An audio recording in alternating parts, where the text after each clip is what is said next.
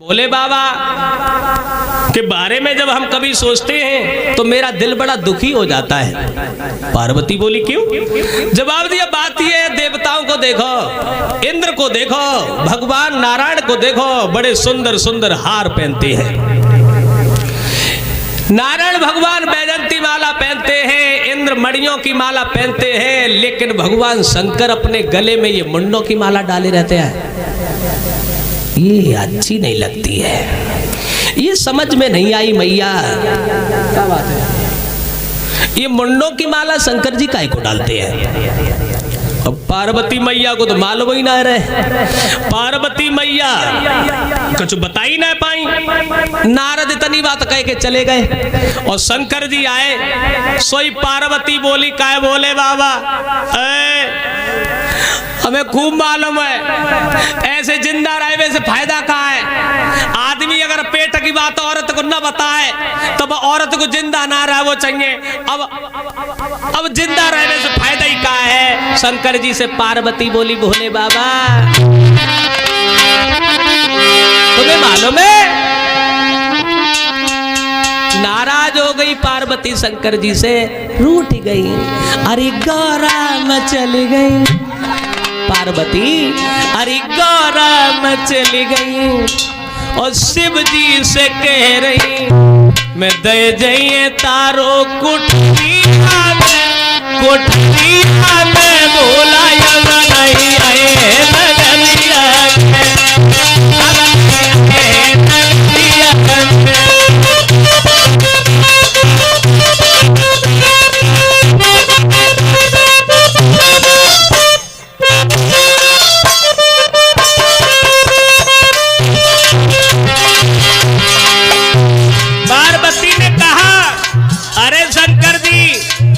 अपने दिल की बात नहीं बता रहे हो भोले बाबा।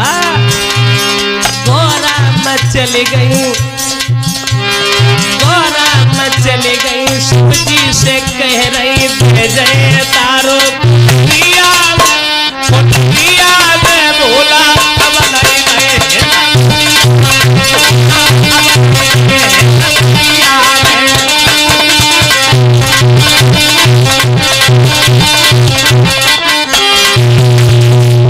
पार्वती बोली, हमने तुम्हारी कौन सी बात नहीं मानी जो तुम हमसे पेट को भेद छुपाता। रोज रोज भोला मुँह पे भाग घुंडा बाल। पार्वती बोली, रोज रोज भोला मुँह पे भाग घुंडा बाल।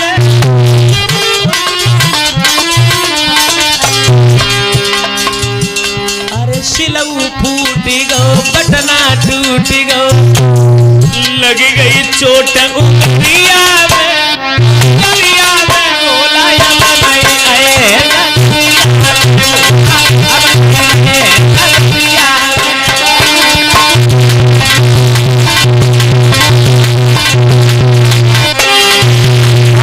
गौरा में चली गई, शिव जी से कह रही, दे जाइए तारो कुटिया में बोला नहीं रही।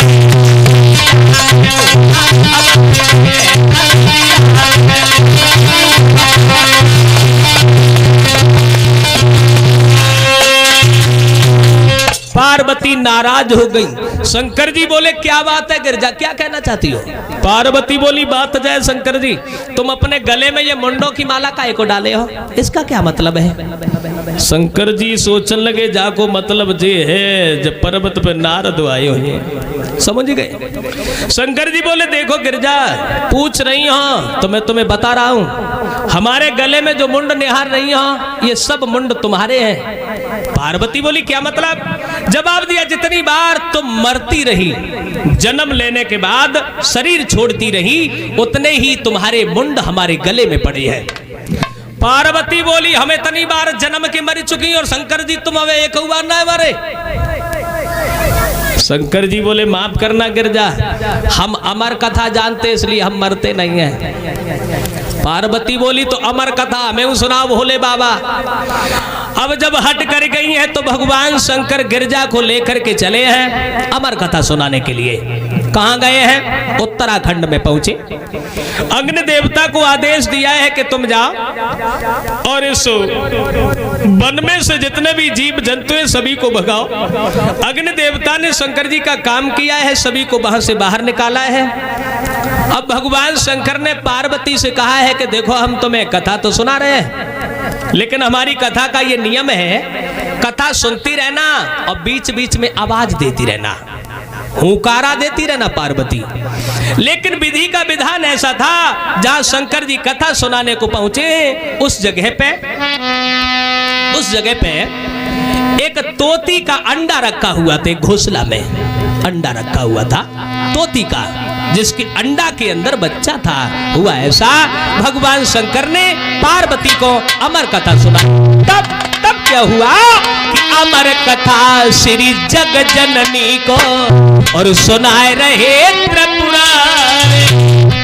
गिर पर गिरजा के संग में शिव करने लगे बिहार, उमा के पड़ गए सोता। पार्वती सोई गई, फिर क्या हुआ? हूँ करा दे रहो तोता, उमा करा दे रहो तोता।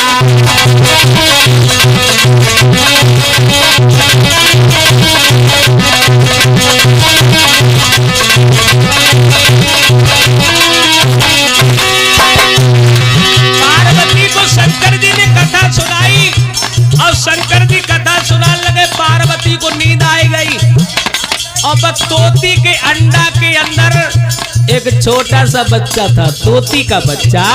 तोता आवाज देने लगा, अमर कथा श्री जग जननी को सुना रहे त्रिपुरारी।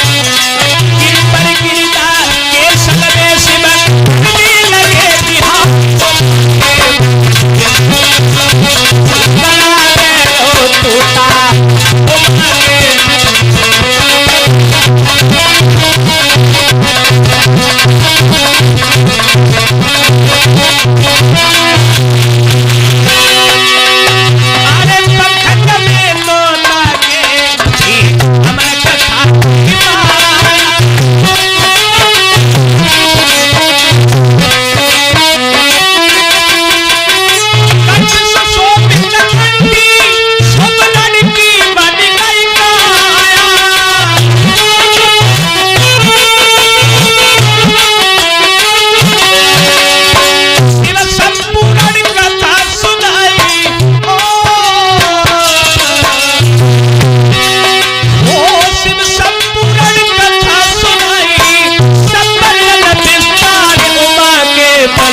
सोता, करा दे रहो तोता, करा दे रहो तोता।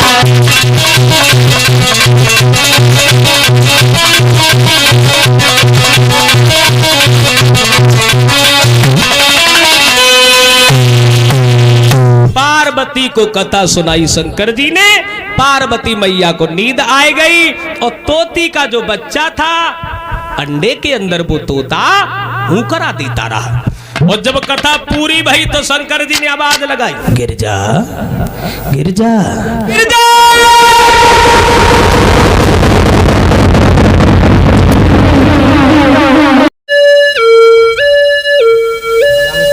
शंकर जी ने पार्वती का हाथ पकड़ के खींचा। पार्वती बोली, कहो बोले बाबा काय को बिना मतलब में चीख रहे हो? काय को जगा दिया? शंकर जी बोले, जगा दिया इसका मतलब तुम सो रही थी। बोली आवे की वो तो तभी सोई गई।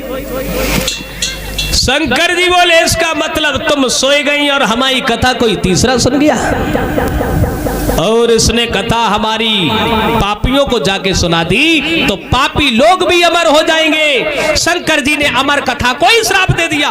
आज के बाद इस कथा को जो कोई सुनेगा वो अमर नहीं होगा। ये हमारा श्राप है, श्राप।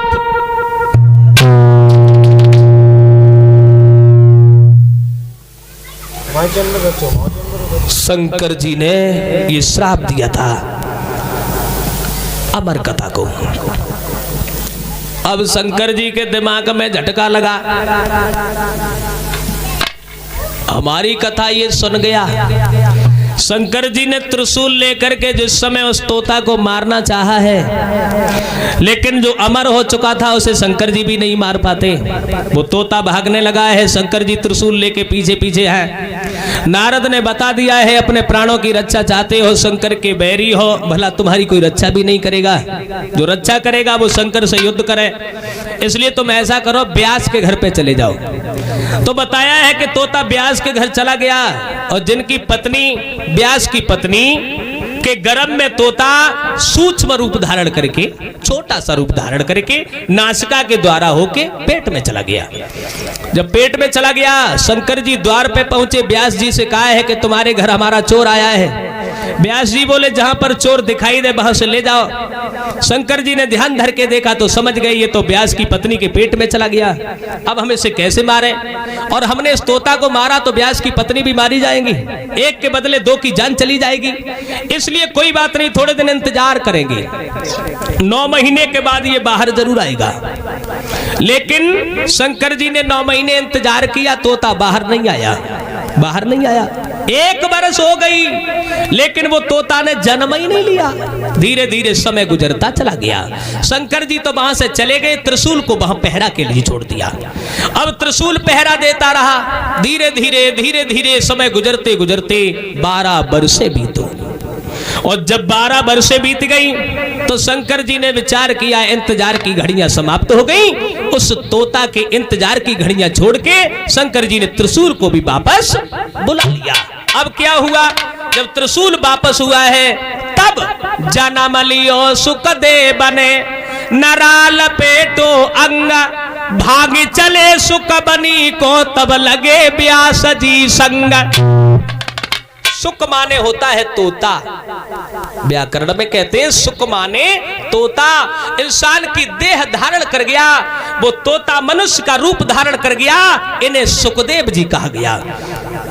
और जन्म लिया है, वन की ओर प्रस्थान कर गए। व्यास जी आवाज लगाते रहे, लेकिन सुखदेव वापस नहीं लौटे, वन में गए हैं। इन्होंने जाने के बाद घोर तपस्या की है। सुखदेव जी ने कितनी तपस्या की थी, बताया है सुखदेव ने 40,000 बरस तक तपस्या की थी।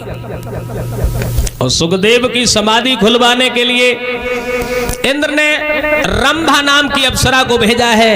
वो रंभा सुखदेव की समाधि खुलवाने के लिए पहुंच गई, लेकिन हुआ ऐसा, जहां सुखदेव तपस्या कर रहे हैं वो रंभा समाधि खुलवाने के लिए पहुंच गई। अरे चली है श्रृंगार सजाए वो रंभाना, चली है श्रृंगार सजाए वो रंभाना।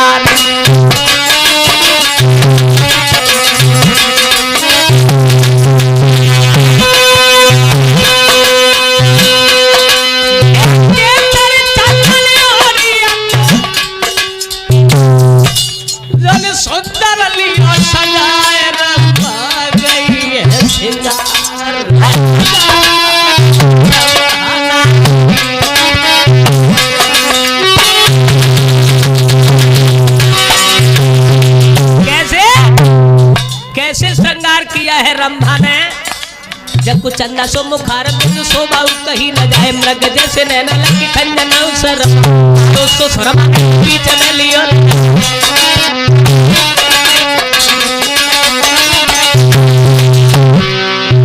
गई है रंभा सुखदेव नहीं रहे तो सोई, इंद्र ने पठाई में तो भोग में कुआई, बोले है कि बार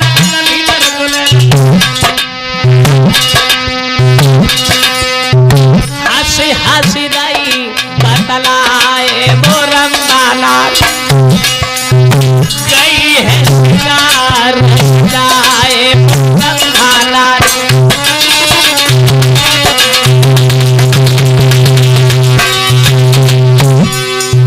रंभा सुखदेव की समाधि खोलवा रही है, लेकिन सुखदेव ने आंखें नहीं खोली।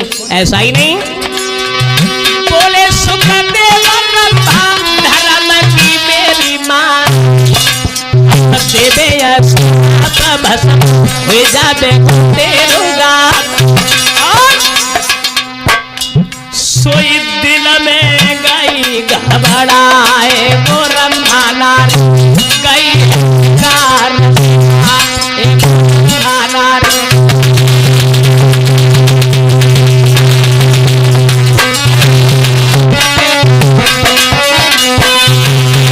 सुखदेव की समाधि खुलवाने गई है। अंत में सुखदेव से क्षमा मांगी और समाधि नहीं खुलवा पाई।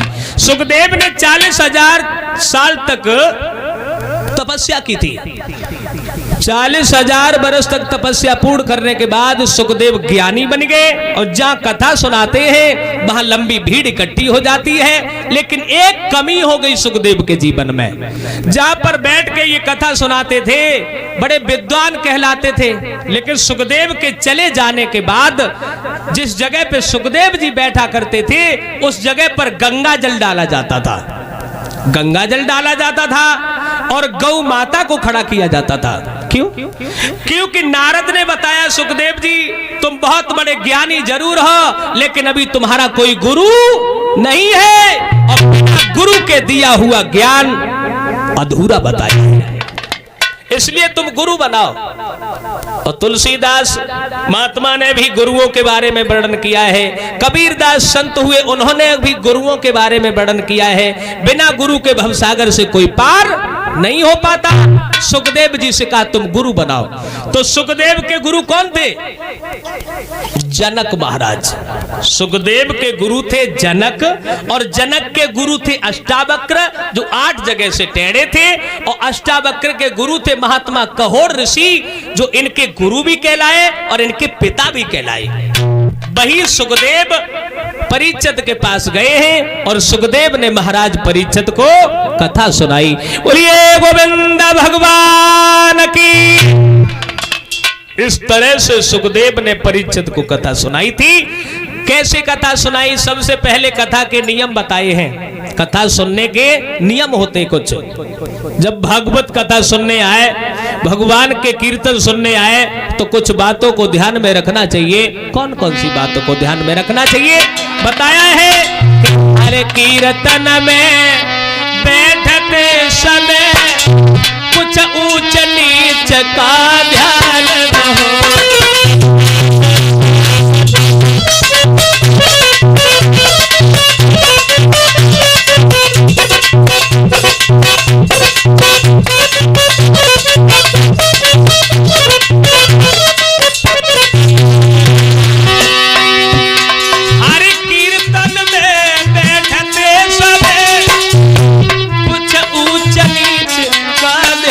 न हो। अपने बल का, अपने गुण का, अपने धन का अभिमान न हो।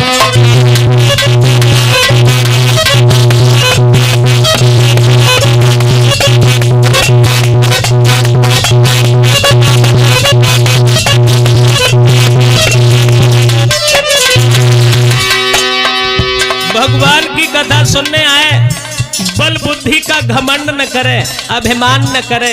क्योंकि कथा सुनते समय न यश का, न कीर्ति का, न बल का घमंड नहीं करे। क्योंकि कथा सुनने के नियम बताए हैं विद्वानों ने। लेकिन अब हर कोई कथा सुनने नहीं आता है। लोगों के विचार अलग अलग होते हैं। क्यों आते हैं बताया है। कुछ लोग इसलिए आते हैं। क्यों आते हैं? देखे शास्त्री जन के भोए।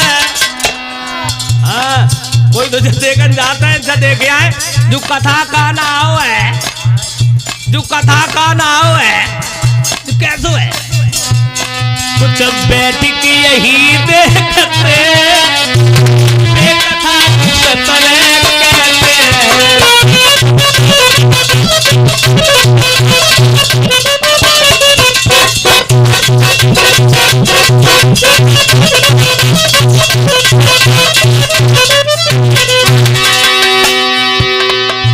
कोई तो न देखा, चलो देखिए ढोलक कैसी बजाती है, क्यों छोटे भैया। और कोई देखा तो कि चलो देखिए चिमटा कैसे बजत हुए। और कोई जा देखा तो कि चला देख यहाँ कथा कैसी होती है, कथा कहना बाबू का जानते है कि ना जानते है, वैसे ही चिल्ला रात पूरे दिन। और कथा सुनन आए और उनने कागज उठाओ, कलम उठाई, उनने पर्चा लिख के भेज दो, शास्त्री जी बताओ रावण की नानी को नाम कहा तुम बताओ। और कहूँ मंच बैठे भाई ने न बताए पाई तो पूरे पांडाल की नजर में जब हो जाइए कि जे कथा कहना हो जे तो जान तो ना है, और जे कथा सुनना है जे बहुत बड़े विद्वान बैठे।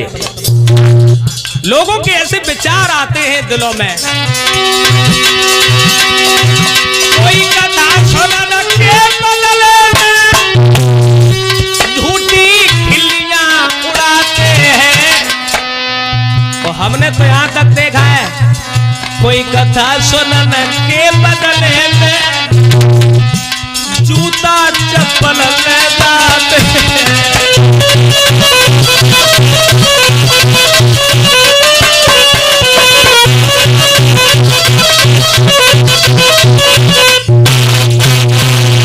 लोगों के दिलों में ऐसे विचार जब बनते हैं तब भगवान कभी हमारा कल्याण